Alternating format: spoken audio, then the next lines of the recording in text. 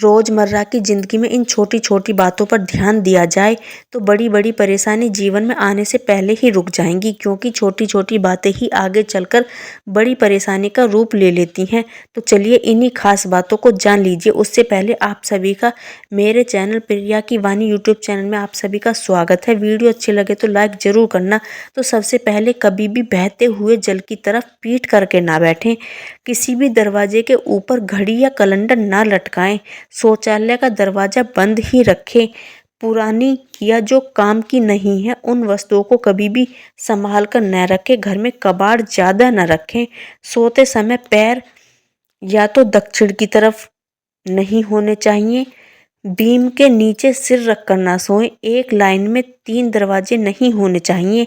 अगर आप कहीं अपनी बेटी की शादी करने जा रहे हो और उस घर में 3 दरवाजे एक लाइन में हो तो वहां शादी करने से बचें। अगर इस दोष में सुधार भी नहीं हो सकता हो तो, क्योंकि जिस घर में 3 दरवाजे एक लाइन एक सीध में होते हैं उस घर में बहू नहीं टिक पाती। और उस घर में जब आपकी बेटी की शादी होगी तो सब परेशानी आपकी बेटी के ऊपर आएंगी। खिड़कियां हमेशा बाहर की तरफ खुलनी चाहिए। घर में कैक्टस का पौधा न लगाएं। रात को कपड़े बाहर ना सुखाएं। बंद घड़ियां कभी भी घर में ना रखें। समय बहुत बलवान होता है। सारा खेल जीवन में समय का ही होता है। समय अच्छा हो तो जिंदगी में खुशियां ही खुशियां रहती हैं। इसलिए समय से जुड़ी चीज की भी कद्र करें। घड़ी कभी भी बंद ना रहने दें। उसे गंदा ना रहने दें। कहीं से टूटी हुई ना रहने दें। घड़ी को सही दिशा में सही आकृति की लगाना भी बहुत जरूरी होता है। उत्तर दिशा में लाल रंग की घड़ी ना लगाएं। पूरब में लाल लगा सकते हैं। घड़ी का एक खास उपाय इस विधि से कर लेना बेहद जल्द उस पर लिखी हुई मनोकामना बहुत जल्द पूर्ण हो जाएगी। हिंसात्मक तस्वीर कभी भी घर में ना लगाएं, जैसे कि रामायण महाभारत युद्ध की तस्वीर, किसी भी हिंसा की तस्वीर घर में ना लगाएं। लक्ष्मी जी की खड़ी अवस्था में तस्वीर घर के मंदिर में रखकर पूजा ना करें। खड़ी तस्वीर की पूजा करने पर घर में धन नहीं टिक पाता है। रसोई घर में गैस, चूल्हा और सिंक एक स्थान पर ना रखें। नए घर में प्रवेश कभी भी पूजा पाठ कराए बिना ना करें। अन्न देवता, अग्नि देवता का कभी भी अपमान न करें। घर की दीवार पर उगे पीपल के वृक्ष शुभ नहीं होते। उन्हें वहां से निकालकर कहीं ठीक जगह पर बो दें और उस जगह को सीमेंट से भर दें। बाथरूम कभी भी घर के मध्य में ना बनाएं। टॉयलेट कभी भी उत्तर की दिशा में ना बनाएं। उत्तर से लेकर उत्तर पूर्व तक इस दिशा में टॉयलेट होने से एक ना एक दिन आपकी वंश वृद्धि होने से रुक ही जाएगी। इस दोष का कोई उपाय भी नहीं होता। अगर कोई आपको इसका उपाय बता रहा है तो आप ठगे जा रहे हो और कुछ नहीं। इस बात को आप ऐसे समझो, भगवान शिव हिंदू धर्म में सभी के इष्ट देवता होते हैं। फिर चाहे कोई श्री राम को पूजे या माता रानी को या फिर राधा रानी को, भगवान शिव से ही सब मिले हैं। उत्तर दिशा माता रानी की दिशा है, भगवान शिव की दिशा है। उत्तर पूर्व भगवान शिव की और पूर्व दिशा में देवताओं के गुरु बृहस्पति। तो अब आप इन तीनों की ही महिमा को जानते होंगे कि इनके रुष्ट होने पर जीवन में बचा ही क्या। अब आप कहेंगे ये देवता क्या घर में इन जगहों पर बैठे थोड़ी रहते हैं। जी हाँ, घर के हर कोण में एनर्जी होती है, हर वक्त आपके शरीर को प्रभावित करती रहती है। और इस जगह दोष मतलब जीवन से खिलवाड़, जीवन बर्बाद।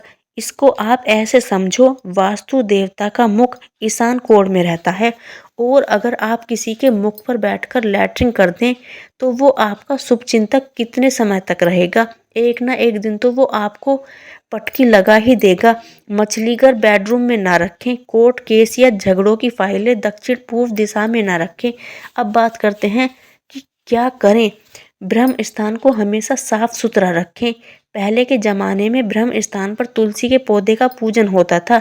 अगर आप ऐसा नहीं कर सकते तो बिल्कुल खाली कर कुछ और भारी चीज़ वहाँ ना रखें। पानी का जो पीने का पानी होता है वो ईशान कोण में रखे। छत का पानी कोशिश करे ईशान कोण से उतारे, लेकिन अग्नि कोण से कभी नहीं।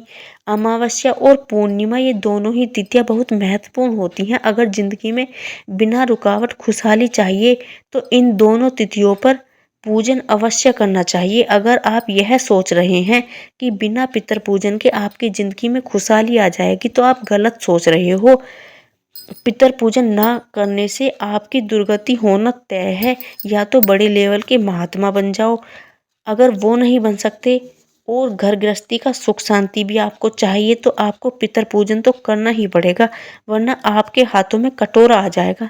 जिस प्रकार अच्छा व्यापारी बनने के लिए अच्छे दिमाग का होना जरूरी है, मतलब कि व्यापार की समझ होना भी जरूरी है, उतना ही जरूरी है पितर पूजन, बल्कि उससे भी ज़्यादा, वरना आपका ऐसा दिमाग घूमेगा कि सब चौपट हो जाएगा।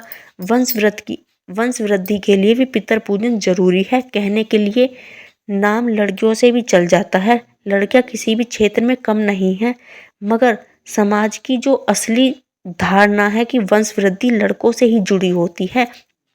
अगर आपको उसमें किसी भी प्रकार की कमी लग रही है तो आपको पितर पूजन करना ही होगा। आपका बच्चा ज़्यादा बीमार रहता हो, पढ़ाई में कम हो, नौकरी व्यापार से जुड़ी परेशानी हो, शादी से जुड़ी परेशानी हो, बच्चे ना होने की परेशानी हो, आपको अपने पितरों के चरणों में पड़ जाना चाहिए। हर दिन उनके नाम से जल दें भोग, हर पूर्णिमा अमावस्या पर जरूर लगाएं। आपके घर में कोई पकवान हो, सबसे पहले भोजन उनके नाम से निकालें। 16 दिन के श्राद्ध के वक्त पूजन जरूर करें। साल भर में कोई एक दिन उनके नाम से हवन कराएं। एक जोड़ी वस्त्र उनके नाम से जरूर दान करें। ऐसा करने पर थोड़े दिन में ही आपकी ज़िंदगी में सुधार आना लगेगा।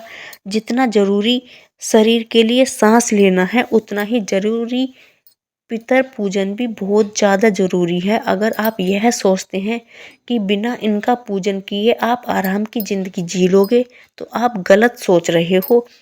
आप आफत में आ जाओगे। मॉडर्न ज़्यादा ना बने, अपनी ज़मीन से जुड़े रहें। ये पितर आपके वो ही अपने हैं जिनकी वजह से आप इस दुनिया में हो, तो उनका शुक्रिया अदा तो आपको करना ही पड़ेगा। अगर आपको इनके पूजन की ज़्यादा जानकारी नहीं है तो एक बार प्लेलिस्ट में पितर पूजन की वीडियो देखें, भाई देखनी पड़ेंगी अगर जीवन में सुख शांति चाहिए तो। अगर वीडियो अच्छी लगे तो लाइक ज़रूर करना। सनातन धर्म की इसी प्रकार की और जानकारी के लिए जुड़े रहिए प्रिया की वाणी यूट्यूब चैनल के साथ।